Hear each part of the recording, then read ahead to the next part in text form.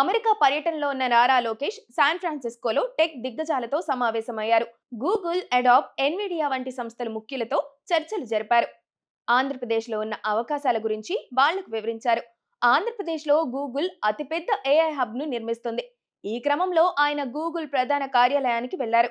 అక్కడ Google CEO Sundar పిచాయ్తో సమావేశమయ్యారు. Visakhapatnam AI data సెంటర్లో $15 బిలియన్ మైలురాయి పెట్టుబడి పెట్టేందుకు కృతజ్ఞతలు తెలిపారు. ఇది యుఎస్ వెలుపల అతిపెద్ద ఎఫ్టీఐ ప్రాజెక్టుల్లో ఒకటిగా ఉండబోతోంది.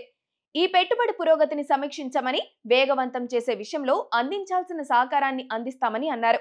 అలాగే డ్రోన్ సిటీలో drone assembly, calibration and testing unit ను, అలాగే సర్వర్ల తయారీకి అవసరమైన ఎకోసిస్టమ్ ను పెంచడానికి గూగుల్ ను ఏపీకి ఆహ్వానించారు నారా లోకేష్. ప్రస్తుతం టెక్ ప్రపంచంలో సంచలన ఎన్విడియా, శాంటా క్లారాలోని ఎన్విడియాలో enterprise and cloud sales VP Raj మిర్పూరిని నారా లోకేష్ కలిశారు.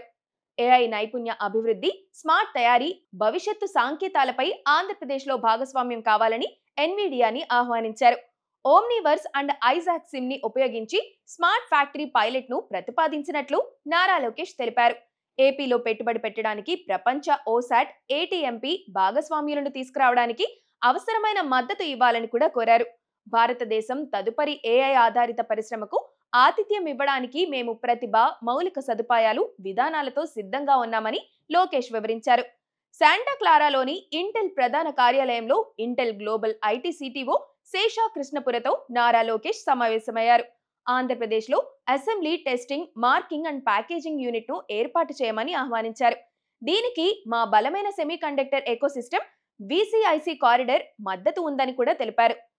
ఐఐటి శ్రీ సిటీ, ఐఐటి తిరుపతిలో ఇంటెల్ అమరావతి ఏఐ పరిశోధనా కేంద్రం, ఆవిష్కరణల కోసం హెచ్పిసి క్లస్టర్లు, ఇంటెల్ స్కిల్ ల్యాబ్లను ఏర్పాటుకు అనుకూలంగా ఉంటాయని లోకేష్ వివరించారు. అంతకుముందు open AI chief technology officer Srinivas నారాయణ్తో శాన్ ఫ్రాన్సిస్కోలో సమావేశమయ్యారు.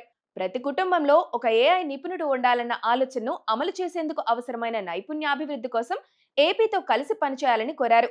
తొలి దశలో ఏపీలోని అండర్ గ్రాడ్యుయేట్ విద్యార్థులు, పాఠశాల విద్యార్థులకు ఉచిత చాట్ జీపీటీ అందించాలని భావిస్తున్నామని, ఏపీలో ఏఐ విశ్వవిద్యాలయాన్ని ఏర్పాటు చేసేందుకు ఆంధ్రప్రదేశ్ ప్రభుత్వంతో కలిసి పనిచేయాలని విజ్ఞప్తి చేశారు. అడాబ్ సీఈఓ శాంతాను నారాయణ్తోనూ సమావేశమయ్యారు. ఇప్పటికిప్పుడు ఏపీలో పెట్టుబడులపై ప్రకటనలు చేయకపోయినా ఏపీలో ఉన్న అవకాశాలు, ఎకోసిస్టమ్లు ఆయా కంపెనీ దృష్టిలో పడేలా నారా లోకేష్ చేయగలిగారు.